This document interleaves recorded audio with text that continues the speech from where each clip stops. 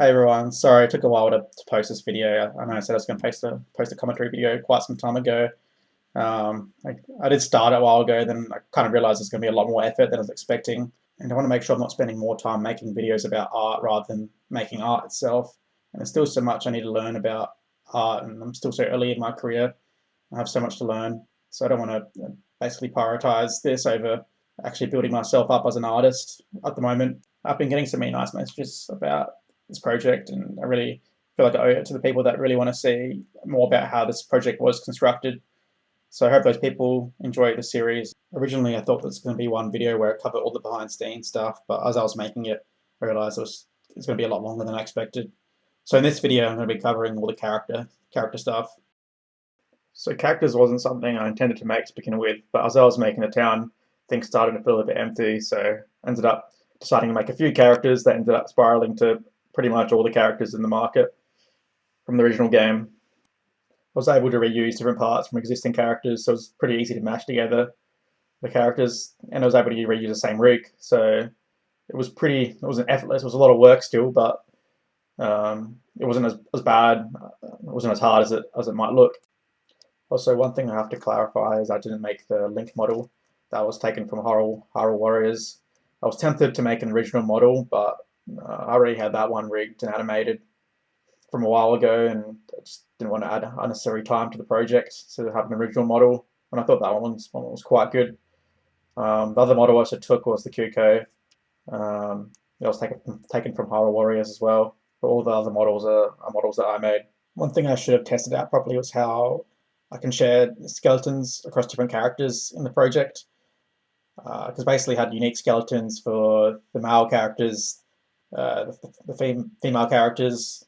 Also, the guards had a unique skeleton for some reason. I could have probably shared them across pretty easily. And the old lady had a unique skeleton. The old man had a unique skeleton. Um, and that kind of wastes a bit of time when making animation blueprints. So I had to repeat a lot of the same stuff across those blueprints. It could have been under one perhaps. So I wish, yeah, I kind of tested that system a bit better. So for those of you that aren't familiar with 3D modeling or making characters for games, um, the characters were usually started off in Blender, and then I'd sculpt it up in ZBrush and follow kind of the usual workflow of making the low poly, so doing retopology in Blender, then baking out the high details from the ZBrush model onto the low poly, and then using the maps I get from that for the texturing process. I'm not going to be able to cover it in detail in this video. There's also plenty of other videos and courses that cover how to make characters for games and film, and kind of the current workflows for doing that. So there's no point me covering it here. It's too much information for this video. So I'm just showing off some footage of me just opening up some of the ZBrush files and showing what the sculpt looked like for some of the characters. And if you look, you can see that a lot of the characters are reusing a lot of the same body, and then the clothes might be slightly different or something. So they weren't all completely new characters. I was able to reuse parts. You can also see I made up names for some of the characters, so I just wasn't naming them like NPC1 or NPC2 or something. So just giving them names has helped me actually name the files I was using to work with them. So you can see here I'm just opening up some of the files for the low poly version of the characters. So when you're working in ZBrush, if you have a character with millions of polygons, obviously you can't take that into the game or rig it, so you make a low poly version and you bake all the details from the high poly. You can see the quality of the topology on the characters aren't. It isn't consistent.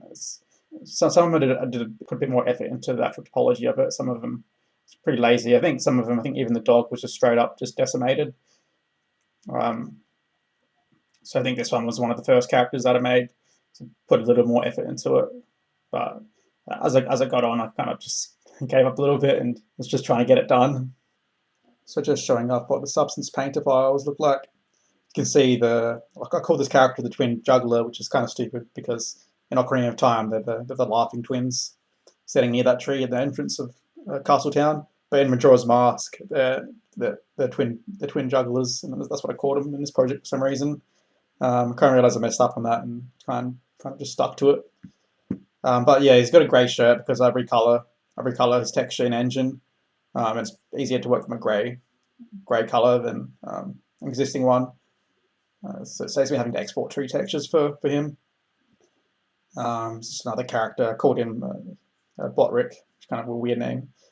He's dancing with that lady by the fountain. I used a lot of baked lighting for the characters for the stylized look. I didn't really do much PBR stuff, so that means physically based rendering. So using like roughness maps and metalness maps. I didn't do a whole lot of that for these characters. I said quite stylized, and I thought just doing like a little bit on the characters would be enough to sell the idea. And you can see this one's just half a character because I just reused an existing one and just put like, new clothes and new hair on the character. So yeah, that's some of the characters' Substance Painter files. So the characters were rigged with Auto Rig Pro. I honestly don't understand how to rig in Blender really at all, and I didn't have to understand how to do with this add-on I bought called Auto Rig Pro, which means your tool's good if I'm able to do what I want to do without understanding how to how it actually works in the program. It means your tool's doing a good job, and I don't actually have to understand it because the tool's doing it for me. So it's like literally just auto rigs pretty much. Like sometimes I have to place joints manually or something, but generally speaking, it did everything automatically. Just did an auto skin. I might have to fix up the skin a little bit, but it wasn't. I didn't do like hardly did any adjustments to the rig pretty much. Especially because they're NPCs. I don't think the quality of the skin had to be that good anyway. So yeah, got away with just doing auto rigs for all the characters, which was awesome. So yeah, this is the tool I bought. It's 40 US, but I think it's definitely worth it. It also has exporting to game engine as well, so you don't have to do any of the baking, the keyframe baking yourself. Because remember when I was using Maya, I had to do all that stuff manually, and that was a pain in the ass, and this just does it for you. You don't even have to think about it.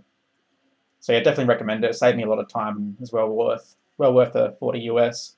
So I just recorded some video of the actual animation I was trying to replicate from the game, and I was able to load it into Blender and replicate it that way, which helped a lot because I'm a pretty terrible animator and I could just copy that. Looking at this again, I really wish I animated the girl's hair as well. So I think it would have added a lot to the animation. So yeah, I did a similar thing with the dog. I just loaded some video of it from, this one's from Majora's Mask, this video, and just kind of copied it. It's a really simple animation, but I still needed I still needed the reference because yeah, it would look like crap without it. And you can see that the dog is just straight up just decimated. So it's got horrible topology. I think the dog was the last character I made, so I really did just give up at that point with trying to do things clean. So back in Engine now, there isn't anything too complex going on with the characters. The only two things I really set up in Engine are for characters to look at Link, and for characters to follow along a spline I placed in the world. Some characters don't look at Link, but I think most of them do. And the funny thing about the character look at is that it'll do it regardless of where Link is in the world. So if you're standing 100 meters away, they'll still be looking at Link, which is kind of weird, but it's pretty hard to notice though, unless you're looking for it. It would have been really easy to fix, but whatever. I just didn't think it was that obvious, so I just left it as it was. So the head rotation is just all done through Animation Blueprint. I basically just found out how to do it by looking online. There's a ton of resources on Blueprint stuff online, which is awesome. There's so much information out there. I just put it inside like a function, so I could put it inside the other animation blueprints pretty easily. So as for characters moving along the spline, again, it's the same thing. I just looked up how to do it online. I usually try to like understand it, so I'm actually learning something from it. So it's not just me copying it. Yeah, originally I was thinking to have the NPCs, have like extra NPCs walking around, kind of like you see in the Assassin's Creed or like other modern games like GTA, where you have characters just walking around the town having their own agendas and stuff. But I ended up scrapping that idea. I did add like a couple of guards, like extra guards walking around the town, and I thought that was enough. So yeah, that's pretty much everything I can think of mentioning about characters. The only other thing I added was that Link looks at nearby points of interest, and that has a similar system to the head rotation for the NPCs. The only difference being is that Link is that objects I want Link to look at have like a point of interest object, and Link just finds the closest one and looks at that. But yeah, that's pretty much all I have to share for characters. Thanks for watching. The next video will be about more of the environment stuff, so hopefully I can post that in the next week or so. So stay tuned for that. And I'm kind of tempted to pick up the project again, since it started spreading a bit more. Well, not. I never wanted to complete the entire world, but my original intention was to complete Hyrule Castle as well. So I'm kind of tempted to do that maybe. I'm not confirming anything yet, but I'm thinking about it. But anyway, thanks for watching and stay tuned for the next video.